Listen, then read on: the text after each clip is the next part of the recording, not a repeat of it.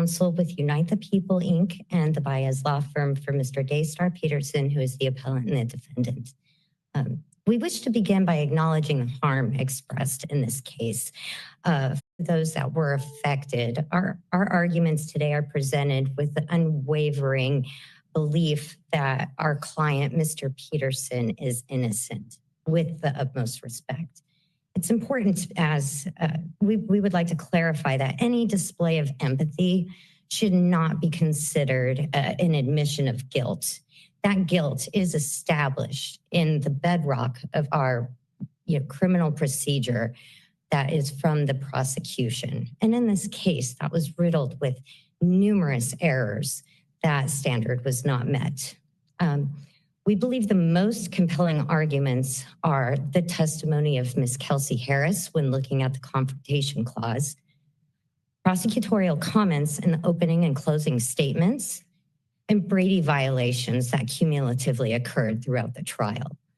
To start with the confrontation clause, particularly with Ms. Harris, who was present in court and also present on the night in question with Mr. Peterson, Ms. Pete, and Mr. Smith on July 12th, 2020. Ms. Harris gave testimony on December 14th and 15th. These dates are important to note, but she only gave that testimony after asserting her Fifth Amendment rights. With the confrontation clause, what we must do is a very fact-specific analysis, and we must weigh Ms. Harris's right to not self-incriminate with Mr. Peterson's right under the Sixth Amendment to confront those witnesses. Because of this, we have to analyze this and take it step by step. So the first step is seeing if we have a testimonial statement. And this is according to Crawford v. Washington, 2004, 541 U.S. 36. These statements were further defined whether to be testimonial or non-testimonial by the High Court in Davis v. Indiana, which is found at 547 U.S. 813 in 2006. Statements are testimonial when the emergency no longer arises, when the statement is being given in response to a future prosecutorial event. So we know that Ms. Harris, when she gave her interview with the district attorney's office, was giving a testimonial statement. Therefore, the first prong is met. But the second prong is not so easy to establish. We need to determine if Ms. Harris was available or unavailable, which is a little tricky in this case, which is why we need to walk through each step. So Ms. Harris walked into court and said, "I exercise my Fifth Amendment right." That made her unavailable. But when they granted her use immunity, she was thereby available again. Yet she still got on the stand and testified in a manner that was not consistent. She said, "I don't remember," or she said, "I was dishonest in my interview with the district attorney's office."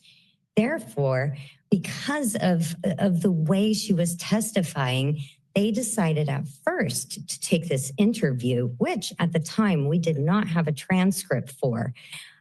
And they were playing portions of the recorded statement to refresh her memory that the jury heard. So at first that was going on in her direct. Then in her cross-examination, as she continued to testify in this varying manner that wasn't the way everyone expected her to testify, they entered the entire recording into evidence. But that recording was not entered into evidence while Ms. Harris was giving her testimony. It was entered into evidence on December 16th. And at that point, this is when the defense received that transcript, which we argue not receiving that transcript was a violation of Brady, and it also was a violation of Penal Code 1054.7, Your Honors. This is Buick Now. Buick. So we have this now statement in evidence, which is a transcript of a testimonial statement given to the prosecutors. In order to get this into evidence, they have first argued that they were going to use it to impeach Ms. Harris. This is because in their opening statements, the prosecutor said that Ms. Harris was going to testify that Mr. Peterson had violently pulled her by her hair from the car. This is a fact that was not proven at trial. Ms. Harris did not testify to this. Therefore, we feel that also is one of the inappropriate opening arguments. But additionally to that, we strongly objected to the late discovery of this transcript. And it wasn't just the late transcript. There were numerous other instances that the trial attorney did object to. But nonetheless, ultimately, the court did admit this statement under both Evidence Code 1235 and Substantive Evidence Code 770. So now it's in, and we have a very unique situation here where we have a testimonial statement. We have a witness that doesn't want to give us answers and is saying I was mistruthful in my interview only in September of 2022, and this trial was in December of 2022. So it's clear that she did not want to cooperate. She said as much on the stand, I don't want to be here today. As a result, these matters, we feel that we need to look at the reliability and the prejudice to Mr. Peterson. And as Ms. Harris stated, I didn't tell the truth. So we can't rely on these statements from her own words. And this did greatly prejudice Mr. Peterson because in that interview, Ms. Harris said, my friend and I were attacked and it was this man's fault. And then at trial, she did not verify those statements, but the jury still heard those statements nonetheless. And we know that the jury relied on these statements because during deliberations, they did ask for a copy of that transcript to further analyze it. Therefore, we feel that the totality of this circumstance really does show that Mr. Peterson didn't have a chance to confront that witness in the Sixth Amendment context. Additional errors occurred throughout opening and closing statements. Start with the opening statements. We heard the prosecutor promise that he was going to put Mr. Justin Edison on the stand and that Mr. Edison would say that the following day when Mr. Peterson met with him to give Ms. Pete and Ms. Harris's belongings to him, that Mr. Peterson confessed that he did this crime. So the jury in opening statements at their first introduction to Mr. Peterson heard, he's guilty and he said so, and I'm going to put a witness on the stand to prove it. But Mr. Edison never testified in the trial. Mr. Edison was not being cooperative with the prosecutors. In fact, in November 28th, 2022, the court had to put a body attachment onto Mr. Edison. And on December 5th of 2022, Mr. Medesian, our trial attorney, actually filed a motion in limine specifically for this. And he stated that he was very concerned that Mr. Edison not coming to court would severely prejudice Mr. Peterson. And he urged the court to not allow such statements in opening. This motion was not granted. And so the court heard that Mr. Edison was going to testify.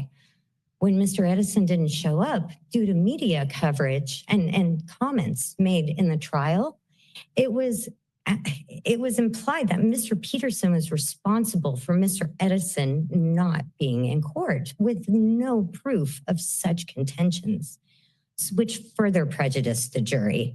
The body attachment continued at that point, and he still did not cooperate with the prosecution.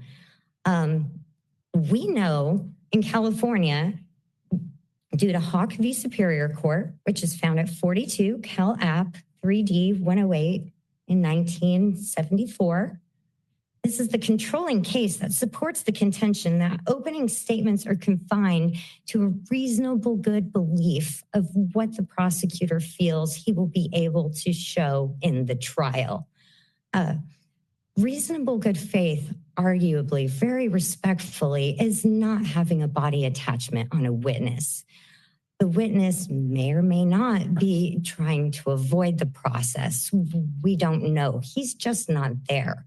And so that's all we can rely on. And ultimately, what happened is exactly what Mr. Medesian was afraid of in his motion in limine. And what Hawk warns about is that we must have this reasonable good belief in these opening statements to promise something, especially when it comes to a confession, because the jury is going to believe the prosecutor. They're going to rely on those words and have the prosecutor guide them and direct them to show why Mr. Peterson was guilty. So because of the great weight that the jury naturally gives the prosecution, we feel that these statements were inapposite to a good faith belief.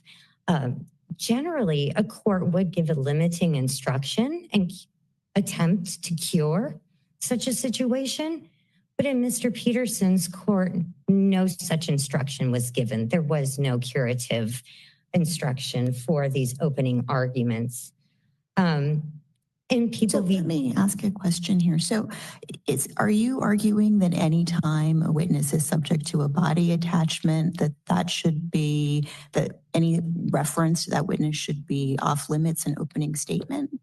I think that the prosecutor should be extra careful in such a situation because they're going into this knowing that that witness is not cooperative. So I think that if they say that they hope to produce such a witness, that perhaps would be enough. But here, there was just no hesitation. And I think it's especially true in the case of the evidence that we're dealing with Mr. Peterson, that it was a confession. And so what was the evidence or indication that the people did not have a reasonable good faith belief that they would be able to produce Mr. Edison at trial? We actually have no proof of the district attorneys ever speaking to Mr. Edison. The defense was never provided of a copy of any interview that they conducted on this witness. We have no physical evidence. All we have is an email from the district attorney in this case that said, I didn't disclose this and I meant to disclose it, but we are going to call this witness who will say that Mr. Peterson confessed to him. So I honestly, despite my best investigations, we cannot find where this statement came from. We cannot ascertain the veracity of these statements. That's why I think it's inappropriate. I don't think it's always inappropriate. But in this case, with these particular facts, I do feel that it's inappropriate. Want restaurant quality meals that actually support your wellness goals? Factor's got you covered. More residents are getting quality, affordable health insurance through Get Covered New Jersey. Many pay $10 a month or less. And there was also problems in closing arguments, which contained inaccuracies, and it presented the evidence in a way that misconstrued the actual results. Here, I'm specifically talking about the DNA evidence. So we heard the prosecutor close the case by telling the jury, don't be fooled when we hear that Mr. Peterson is excluded. But that's not exactly what the evidence said, which they had in their possession. I feel that statement really misled the jury. It may have confused them. It played on their emotions. And we know that that's not appropriate in closing statements. And in order to really understand the weight of that statement in closing, we need to understand what the evidence was that the district attorney had available to them. So as shown in our brief, in our reply brief, as for the magazine, there were 4 DNA profiles discovered on the magazine, none of which that were Mr. Peterson. Therefore, he was excluded from the magazine. As far as the firearm goes, they also found 4 different samples, one of which was a 90% male contributor. But Mr. Peterson was excluded from being that 90% contributor. Therefore, telling the jury, don't be fooled when you hear he's excluded, is just not quite as the evidence showed. And to illustrate this, I want to clarify some key terms in science. So inconclusive, we heard in trial testimony, means it's not positive, it's not negative, it's just a neutral result. But it's not quite as simple as that. Actually, according to the scale of a likelihood ratio, which was in the discovery and presented at trial, likelihood ratios are the percentages. And we did not hear any percentages in Mr. Peterson's case, even though this evidence was available to the prosecution. This evidence was only given to defense upon our expert witness's request. So we did receive this evidence late. So this evidence was not presented in trial. It was presented in the motion for a new trial. But what we can see is that likelihood ratios that are 0, 0.01 and below are considered to be excluded. Likelihood ratios from 10,000 to 999,099 are very strong, very strong support to the prosecution that this person did leave DNA on this item. And then above 1 million is very strong. We found in the DNA evidence that they labeled Mr. Peterson's LR to be inconclusive and uninformative. And uninformative, according to this scale, is this an LR of 1. Therefore, Mr. Peterson had an LR of 1 in a million that his DNA was on this firearm. And with that fact, it is actually marginally more likely that another member of the African-American population touched this gun over Mr. Peterson, which the jury did not hear. The jury heard the district attorney say, don't be fooled. But there's also no proof that Mr. Peterson did anything to fool anyone about this evidence. He presented his defense. It was their testing. We went off of what their testing said. So I just think that that is a very strong contention. People v. Berryman in 1999, 21 Cal 4th to 50 is a significant California Supreme case that addresses the standard for overturning a conviction due to prosecutorial misconduct. It's a principle. Basically, the key outcome of that case was that we must show that this misconduct materially affected the outcome of the trial. And it did, because if our jury had heard that Mr. Peterson, maybe 1 in a million, touched the gun, I believe that would have been enough to tip that scale and show reasonable doubt for them to find him not guilty. The jury just didn't hear that. They heard that Mr. Peterson hoped that they would be hoodwinked in the alleged closing arguments. So due to these statements and the misconstruing of the evidence, we feel that that was a very significant issue in the case. And finally, we feel that the Instagram post, as we discussed in our opening brief, this was a Brady violation. This post was given not only late, but it also was not redacted. It was riddled with hearsay. This post is significant as it also implies a confession. because what we have is actually various people posting, and this was in September of 2020, and they were posting that people were saying that, oh, well, if Mr. Peterson didn't do it, then Ms. Harris must have done it. And Mr. Peterson's social media manager commented on this post, no, they're not. And so that was used as an admission. But many celebrities don't run their own social media accounts.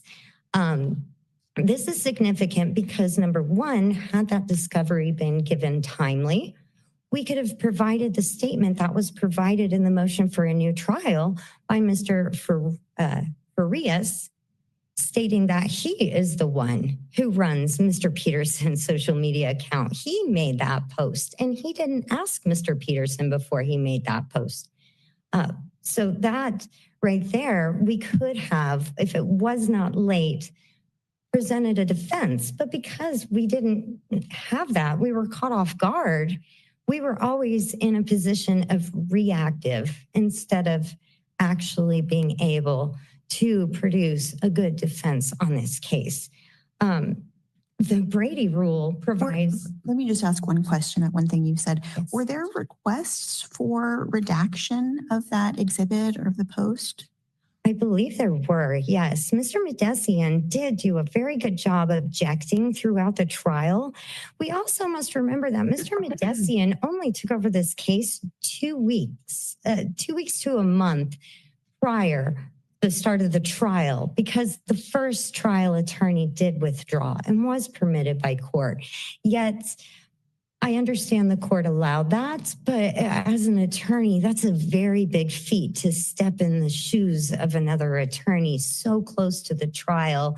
So I feel that all of these arguments we're discussing today, we do need to take that into consideration overall with them and think, in the alternative, this could be an effective assistance of counsel.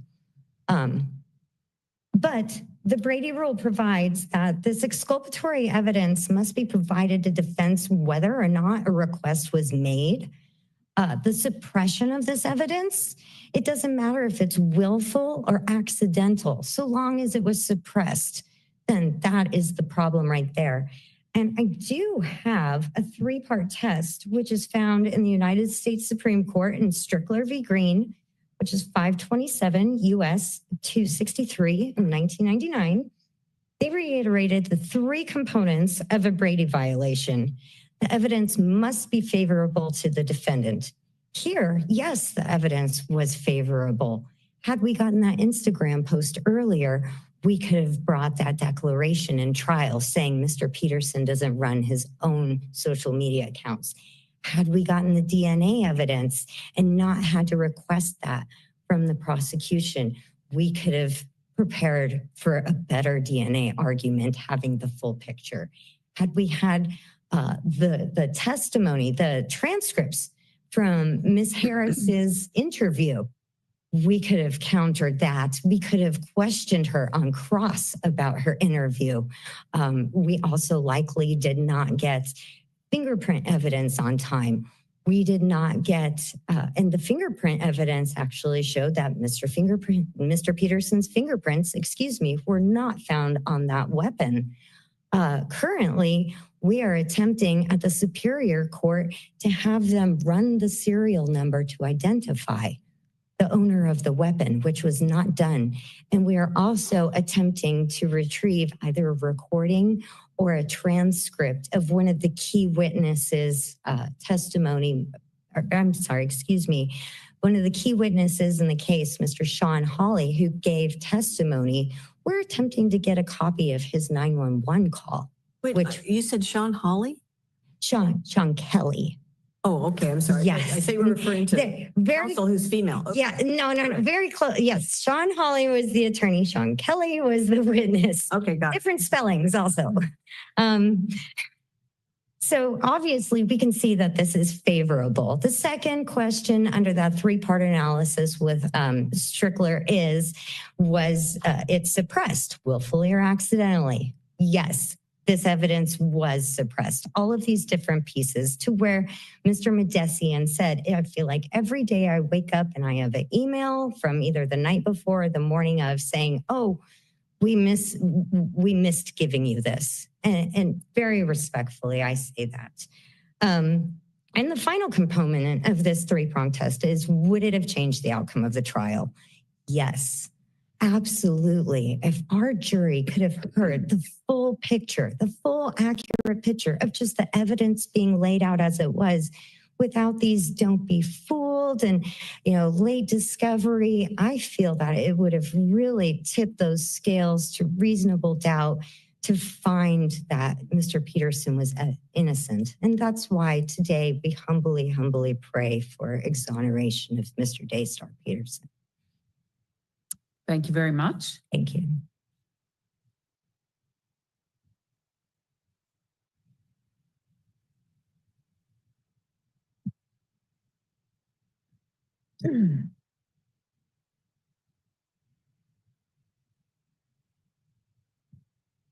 Morning, Your Honors. May it please the Court, Deputy Attorney General Michael Keller for the respondent. I want to begin by discussing the compelling nature of the evidence in this case.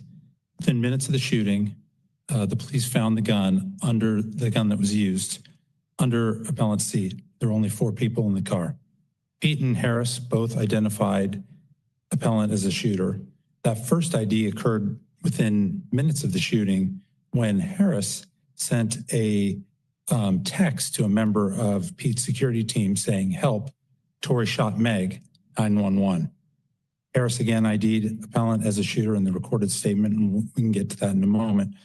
And Pete identified appellant as a shooter both before trial and at trial. Neither of them ever suggested that anyone other than appellant fired the shots. Now, there's 3 times in which appellant tacitly admitted being the shooter.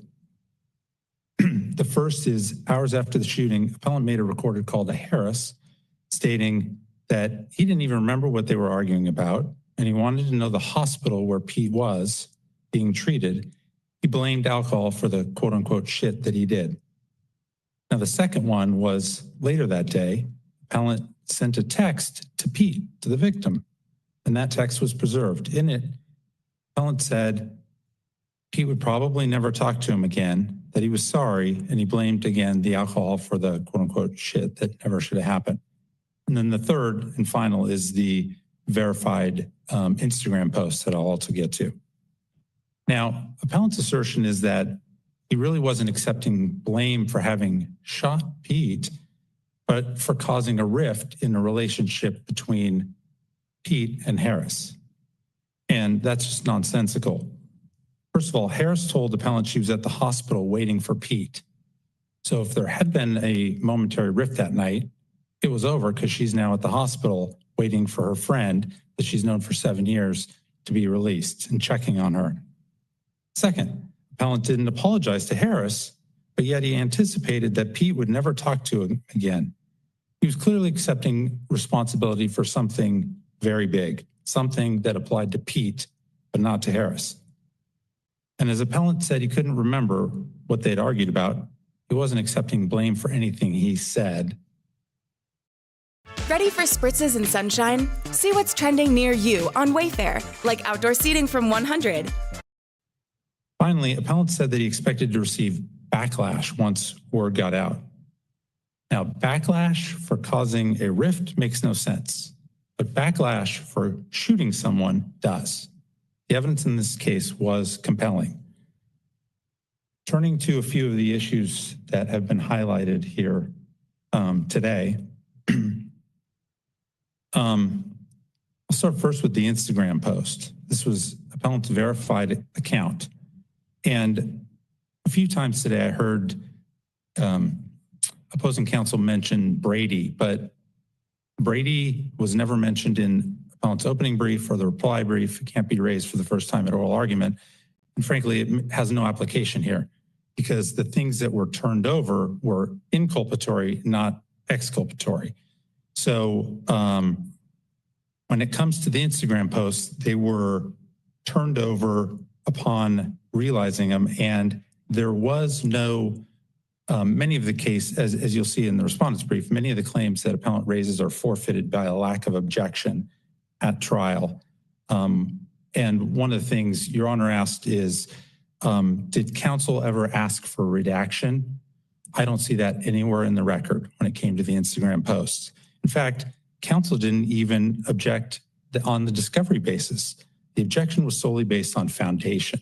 So discovery doesn't work for appellant on appeal. And as to foundation, the question really is whether or not there is an inference that can be drawn that a statement was made by a party. If so, it falls under the party opponent exception to the hearsay rule.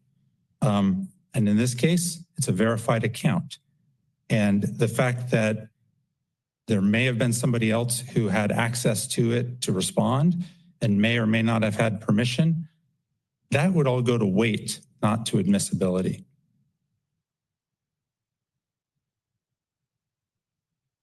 Turning to the issue raised about the Harris recording.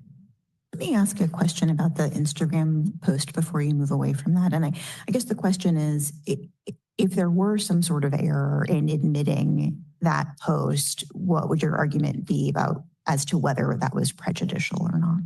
Yeah, it certainly wouldn't be prejudicial, Your Honor, because first of all, at trial, it came out about these other aspects. In other words, do we know for sure whether or not this was appellant personally authored or approved of it? There's some question about it.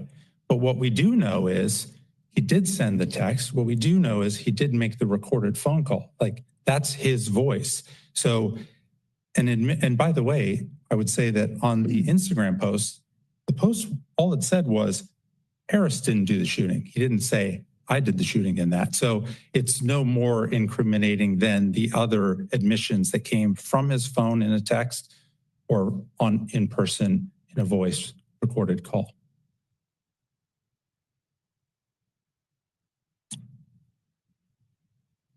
So turning to the tape recorded statements that were made by Harris to impeach her as prior inconsistent statements. When she was on the witness stand and made a number of inconsistent statements, the prosecution impeached her with those prior statements. Much of the recording, pieces of the recording came out during that period of time. While she was still on direct exam, the prosecutor announced the desire to play the entire recording at a subsequent time. And that was that's 5RT 3664 through 3665. Now, this puts the defense on notice that the entire recording is going to be played. The defense has an opportunity to object to it, to portions of it, and counsel doesn't do so. Counsel instead has an opportunity then to cross-examine on anything and everything that's in the recording because counsel knows that the entire recording is going to come in. So a confrontation clause claim just doesn't lie. And then I would add that on top of it, Harris wasn't excused as a witness. At the end of Harris's testimony, I see nothing that would preclude Harris from recall. So a confrontation clause is for when the defense doesn't have an opportunity to cross-examine a person on it. Harris testified, although Harris initially took the fifth, Harris was given immunity, subsequently testified. So the confrontation clause just does not work on appeal. And lastly, I'll turn to the allegations of prosecutorial misconduct. On that, again, these are forfeited claims. Objections weren't raised. Your Honor asked a question about how do we know on good faith, bad faith versus, there was a body attachment. You have a prosecutor that is, because the trial court did inquire into it, and the prosecutor said that the witness was under subpoena, and the prosecutor said they had a good faith. That's a judgment for the trial court. Now, I would note that if the defense counsel wanted more information about it, that was the time to raise it and to try to develop more details right then and there before the ruling as to whether or not this witness was going to be available and whether the prosecutor actually had a good faith. And the defense's failure to do so precludes the claim from being raised on appeal. And one of the things I'll note that is in the reply brief as to these allegations of misconduct that weren't raised below, the reply says, well, an objection would have been futile because it would have run the risk of highlighting the issue for the jury. That's not what decisions involving futility involve. The futility exception applies only if the record shows that the objection would have been overruled or that nothing could have been done in a curative fashion, not just that it might highlight an issue for the jury and the attorney had a tactical reason for not doing so. Unless the court has any questions, I'm prepared to submit on the brief and ask this court to affirm the judgment. We have none. Thank you very much. Thank you.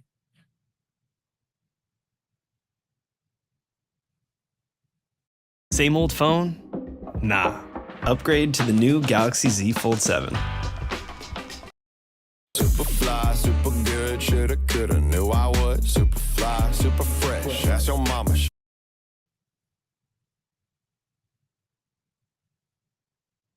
Any rebuttal? Yes, briefly.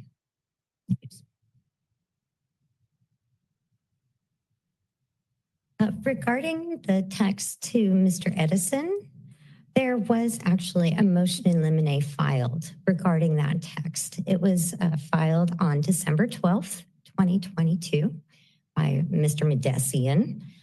He stated that without Mr. Edison present in trial and without the foundation laid, that this text message shouldn't be admitted. That objection also was not granted by the court, but was on the record nonetheless.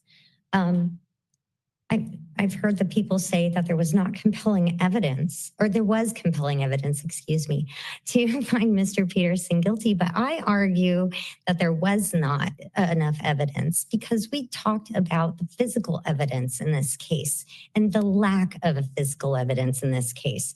We discussed the variance in testimony where even today, it's still not quite clear what happened on that night. And I also want to talk about the Instagram post. The fact that Mr. Peterson didn't say, well, you know, it wasn't Miss Harris and it was me, that really doesn't matter. There were only 4 people present the night in question.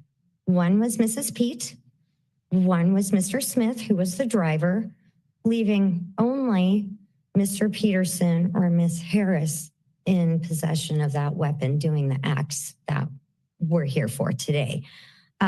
Therefore, it doesn't matter if he didn't confess. It was an implied confession because there was no question as to whether Mr. Smith or Miss Pete ever did these actions. I would like to remind everyone that Brady is willful or accidental. Brady says that regardless, the defense has a right to the evidence that's being produced against them in court. The incidents were very significant. The pieces that we were not given would have changed the outcome in this trial. For example, with the Harris recording, there also was an objection there for the Harris recording. That goes back to our motion in limine on December 5th. And in that, when there also was a sidebar as this was going on and these statements were being played to first refresh Ms. Harris's memory, you know, Mr. Medesian did object and there was a sidebar and the judge actually commented that it's just easier this way. And Mr. Medesian said, but procedure, and the judge said, no, it's fine. We're going to do it this way today. So those objections were raised in the courts. Those weren't waived. And honestly, as far as recalling Ms. Harris, There was no body attachment. She stated, I don't want to be here. I don't want to do this. She stated, I have not been truthful. And I can't speak for Mr. Medesian. So there is no record of why or why not she was not recalled. But I feel that the people did just make a good point that it was futile. I feel that at this point, Mr. Medesian very respectfully did feel defeated. He did feel overwhelmed. He stated in his objection, I wake up every day and have an email from late last night or this morning with another piece of evidence that the people forgot to give us.